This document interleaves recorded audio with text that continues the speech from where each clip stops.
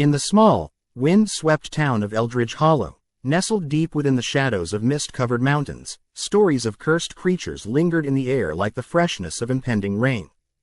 The young adults of the town often swirled tales around the flickering flames of bonfires, their voices laden with a mix of dread and excitement.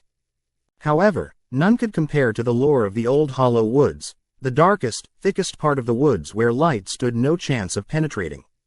Amelia, a spirited 16-year-old with an insatiable curiosity, decided that she would uncover the truth behind the legends. Her friends, Jake, Sarah, and Ethan, gathered reluctantly, hesitating at the edge of reason as they contemplated joining her on this adventure. Still, the prospect of a forgotten thrill, combined with the challenge of bravery, drew them in. As they ventured into the woods, the trees towered overhead like ancient sentinels, their twisted branches resembling skeletal hands trying to grasp at the twilight sky. Thick mist curled around their ankles, whispering of secrets long buried. Amelia led the group with a flashlight cutting through the darkness, its beam flickering as if resisting the overwhelming gloom. "The Cursed Hollow," Amelia announced, stopping at an old wooden sign, nearly swallowed by ivy. The faded letters read, "Caution. Cursed creatures lurk. Enter at your own risk." She chuckled nervously, brushing off the turmoil gnawing at her insides. "It's just a sign, probably kids playing around. Or a warning," Jake said, adjusting his backpack, eyeing the shadows hungrily. "Maybe we should head back." But Amelia waved him off, driven by a blend of determination and that familiar rush of adrenaline. They picked their way further into the woods, the atmosphere thick with whispers.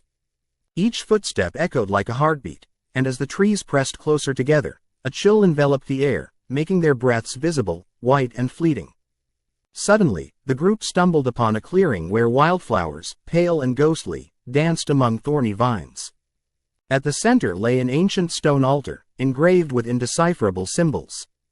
Amelia's heart raced as she approached, her eyes scanning the cryptic markings.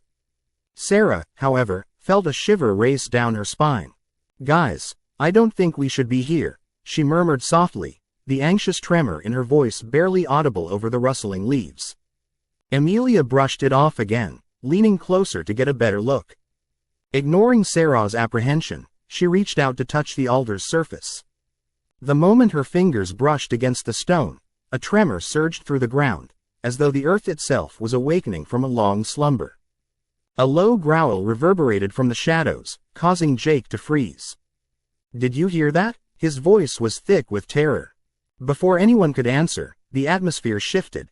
A darkness deeper than anyone could have imagined swallowed the light around them. Muffled howls filled the air, accompanied by the patter of unseen feet thundering through the underbrush.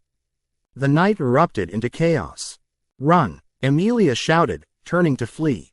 Her friends stumbled after her, their previously flaring excitement turning into blind terror.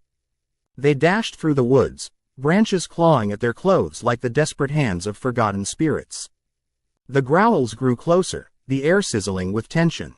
In the heart of the frantic escape, they reached a fork in the path. "This way," Amelia yelled, veering left, not bothering to check if anyone followed.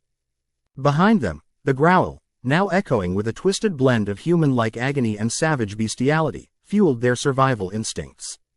Another branch snagged at Sarah's jacket, and in a fleeting moment of loss, she stumbled, falling to the ground. "Help!" she cried, her voice barely a whisper drowned out by the chaos of the world closing in. Jake hesitated for a split second but remembered the shadows slithering around them.